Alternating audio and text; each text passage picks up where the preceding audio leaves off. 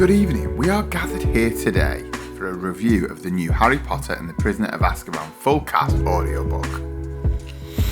Come and join me. So, this audiobook took me ages to get through, to be fair, weirdly. It's probably a combination of factors, but for some reason this one just took me ages. It was a proper old slog. There is potentially an element that the third book was one of the ones that I listened to the most when I was listening to the Stephen Fry audiobooks. I probably knew it so well that perhaps part of this full cast audiobook felt a bit jarring, so I was struggling to get through it. That's what I think happened, but I did still really enjoy it, it just took me ages. Anyways, let's jump in. So, as usual, it's the little things that make these full cast audiobooks so good.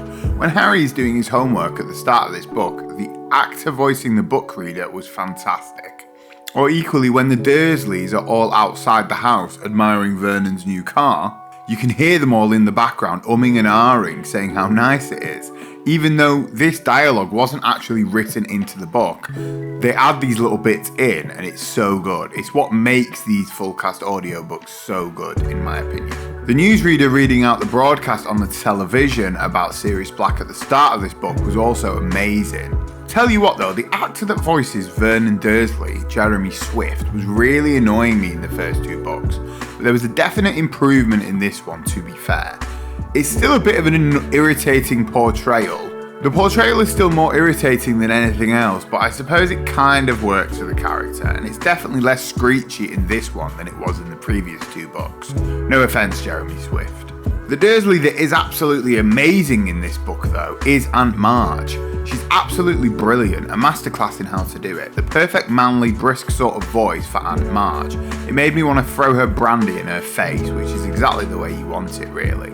So shout out to Louise Jameson. The actors that voiced Ernie Prang and Stan Shunpike were also really, really good. Ernie Prang had this sort of old, slow, raspy voice, which is actually exactly how the character is written. As in, he's written to be a bit more of like a streetwise old man, rather than what we got in the film, which was funny, but it didn't really feel accurate to how the character was written. The background music throughout this audiobook continues to be the biggest asset of these full cast audiobooks, in my humble opinion. The music when Harry's in the leaky cauldron with the Weasleys and Hermione is bob on. Listening to the little folk guitar playing just makes you want to grab yourself an ale and do a little jig with the rest of them. Now, we had a few new additions to the cast in this book. Most notably, Iwan Rheon voicing Remus Lupin, and he did not disappoint. He put his own stamp on the character in the perfectly broody, calm, Lupin-like way.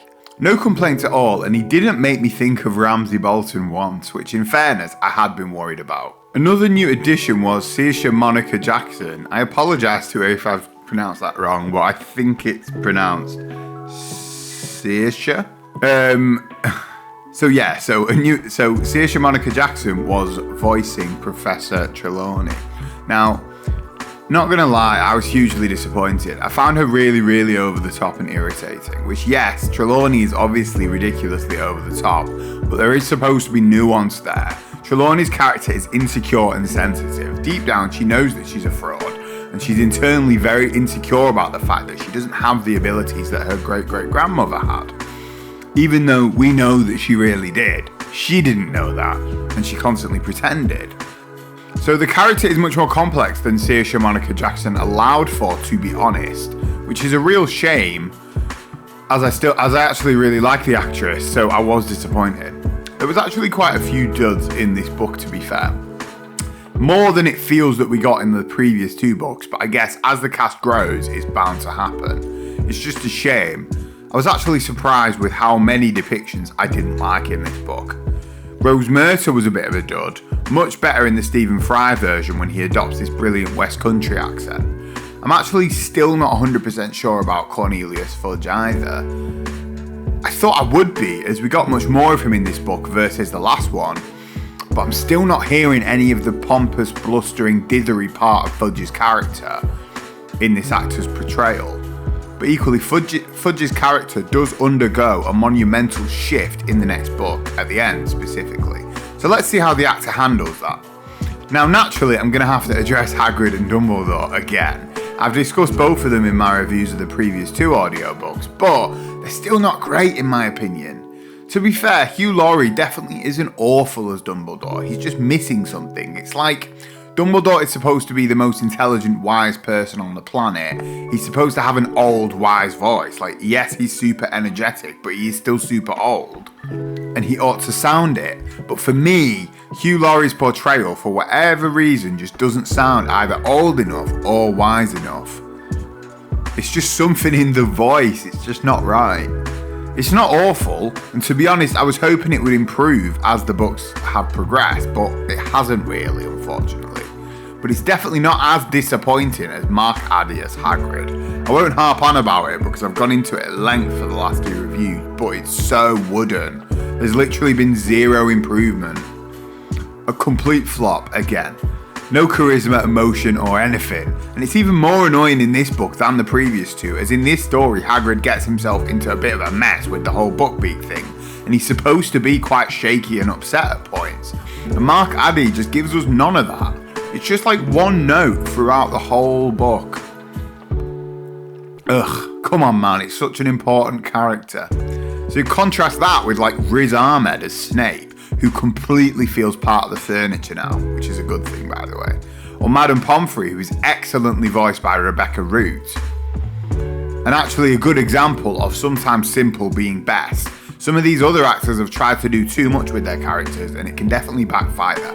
If you're going to make really bold character choices, like Mark Addy did with Hagrid, then you've got to make sure that they pay off. Lavender Brown, though, is an example of one that I absolutely loved, who did actually do quite a bit of a weird choice with her character. She sounds completely nuts and stupid, but it really works for Lavender Brown. Huge shout out to Ruby Mae Martinwood for actually being one of my favourite performances in this whole book, which is very impressive for such a small character.